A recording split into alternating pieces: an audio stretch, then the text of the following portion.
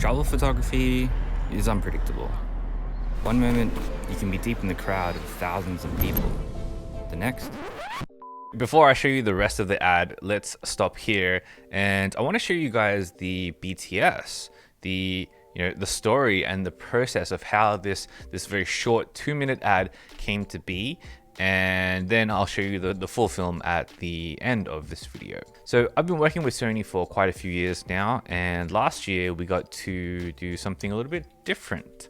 Last year we got to do a project together called the 5 Fundamentals, and the premise of this project was to make a short little video, a little commercial, a 2-minute one that would showcase me as a photographer.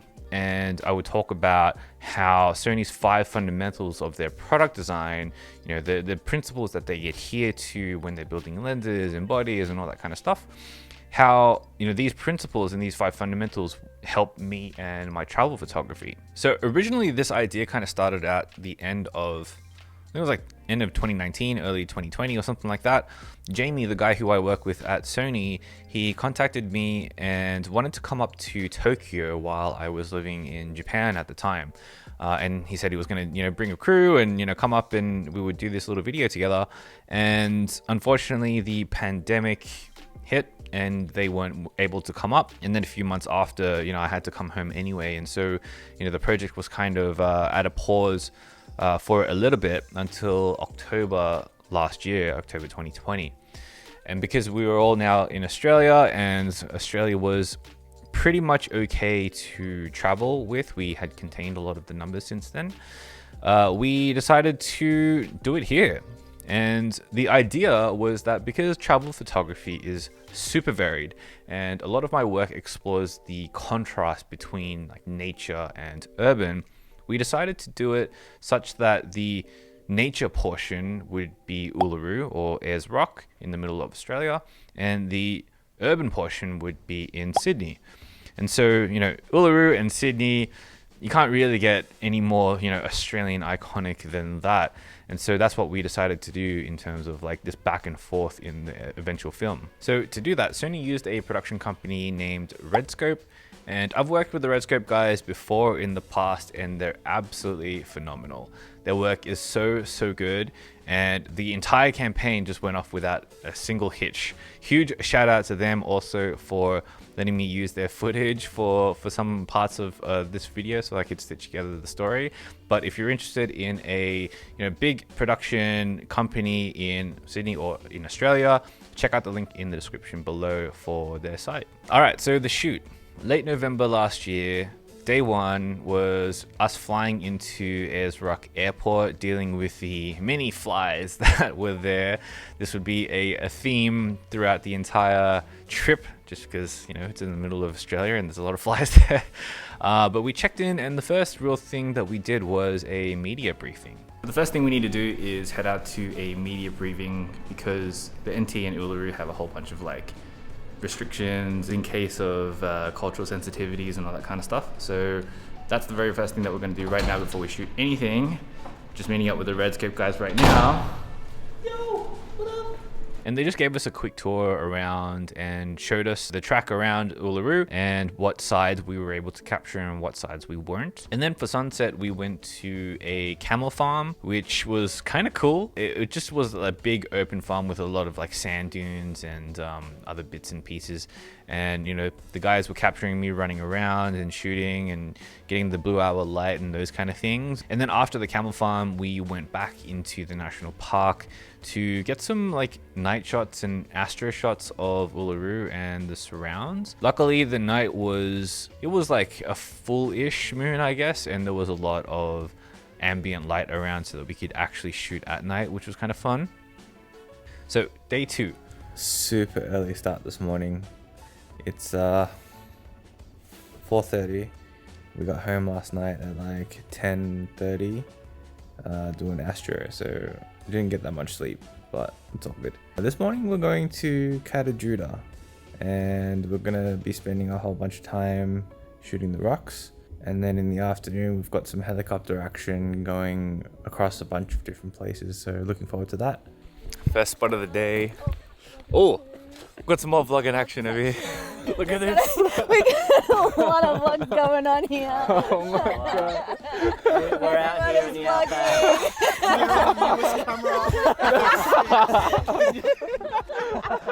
First location of the day. And lots of people. Katajuna is over in the distance over here. And it's amazing. Absolutely beautiful. So stunning this morning. So at Katajuna, I had to try and get a couple of shots so that we could feature them in the film. And Katajuna was really nice. It was actually, for me, my favorite thing of the entire trip to shoot, just because the rock formations are quite unique and they look varied and very interesting. In the morning, the tour took us to a lookout, which was super nice. The light was really gorgeous that morning. And then after that, the tour saw us walking through the valleys and capturing the scenery around there.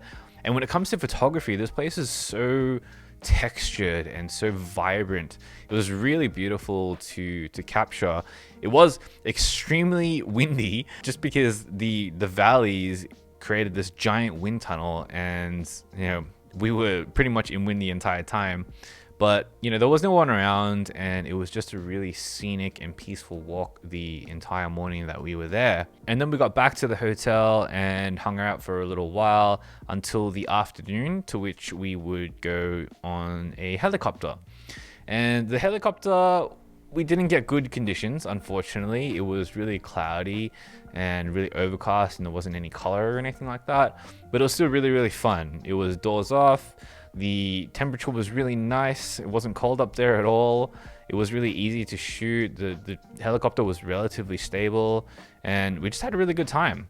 Again, I had to get a couple of shots from the heli in order to showcase them in the final edit, which I did manage to get given the conditions, which I ended up being happy with.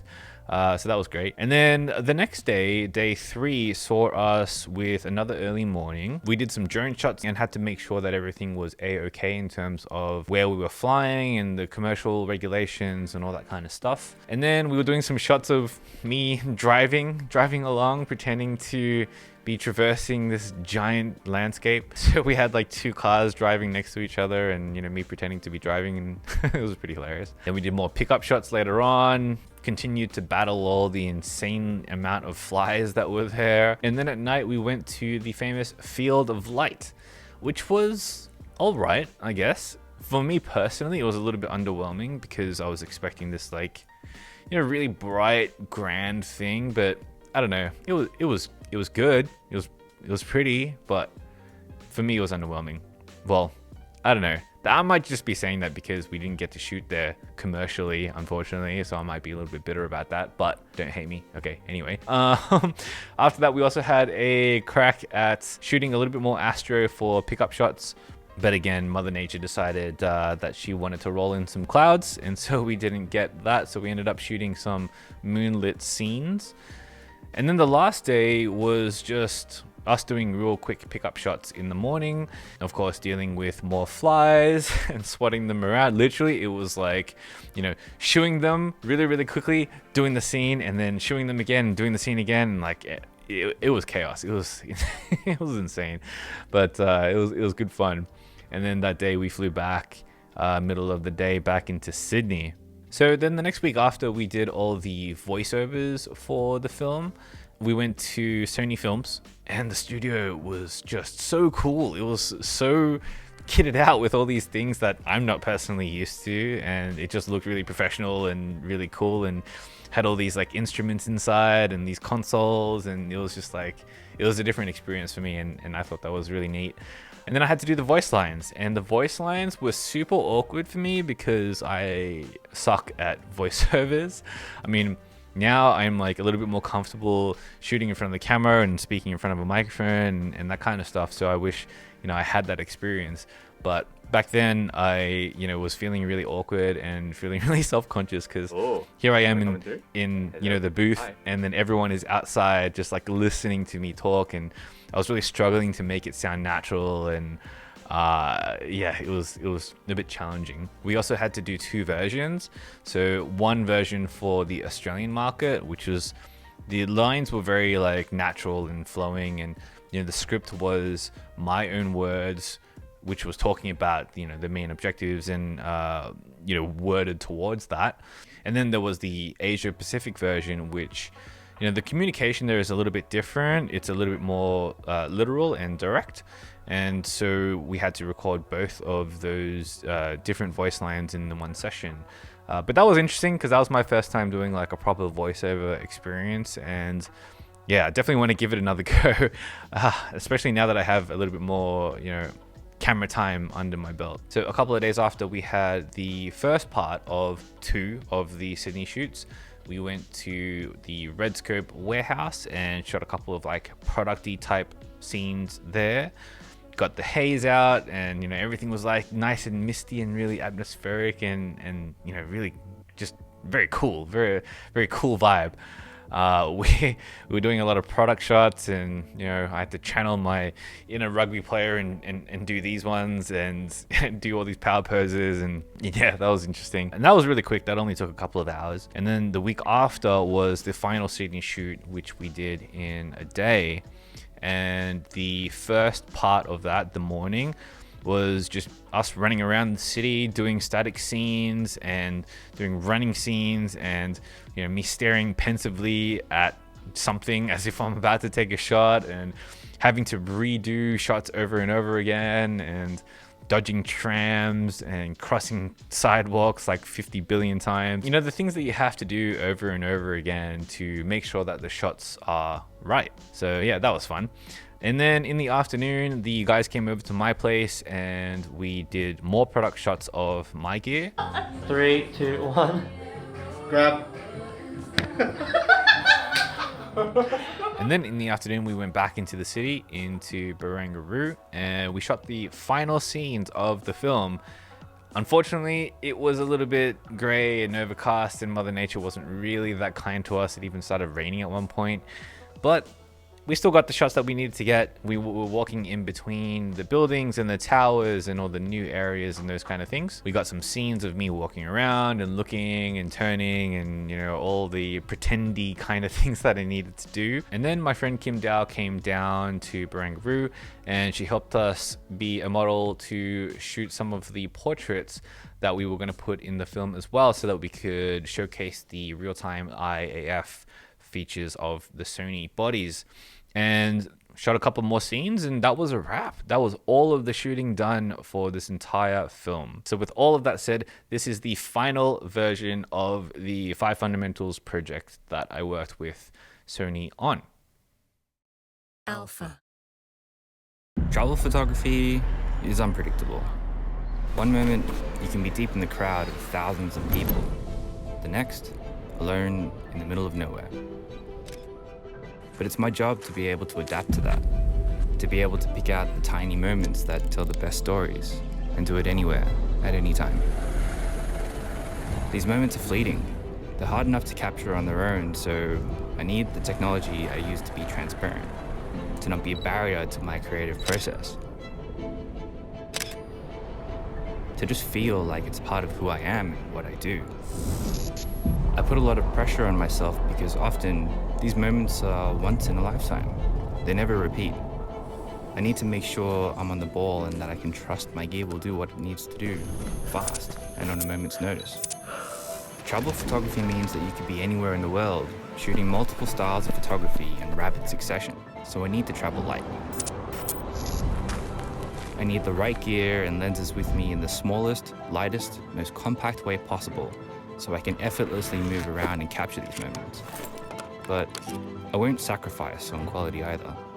With Alpha's 5 fundamentals of image quality, speed, lenses, battery life, and lightweight, I have a system that allows me to focus on my creative process without any barriers. My work can withstand the test of time, both compositionally and technically. Even in low light situations, I rely on Sony Alpha to capture every tiny detail, producing accurate colors and focusing quickly. Alpha's smart AI-based real-time tracking and IAF capabilities give me complete confidence that even the most challenging shots will be captured as I planned, ensuring my stories can be shared for many decades to come. As a professional photographer, it's vital that I produce the highest quality of photography. A major element to quality comes from lenses. With Alpha's G Master and G lenses in my bag, I know that no matter which lens I choose, I won't be sacrificing on quality. I'm Pat Kay, and I'm a travel photographer based in Sydney, Australia.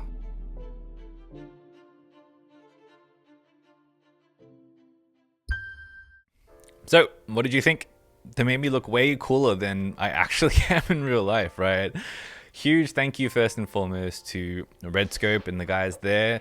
Vienna, the campaign was just so smooth. I've been on so many campaigns before in the past, and this was by far the smoothest, most organized and well put together campaign I've ever been on. Not to mention it was so freaking fun. So thank you. Ben and Adam, you guys are just monsters on the cameras and the edits. You guys, oh man, I'm so stoked with how this film turned out. It's just masterful, you guys. Seriously, definitely check these guys out if you are looking for a big budget production in Australia. And of course, a huge shout out to Jamie and the rest of the team at Sony.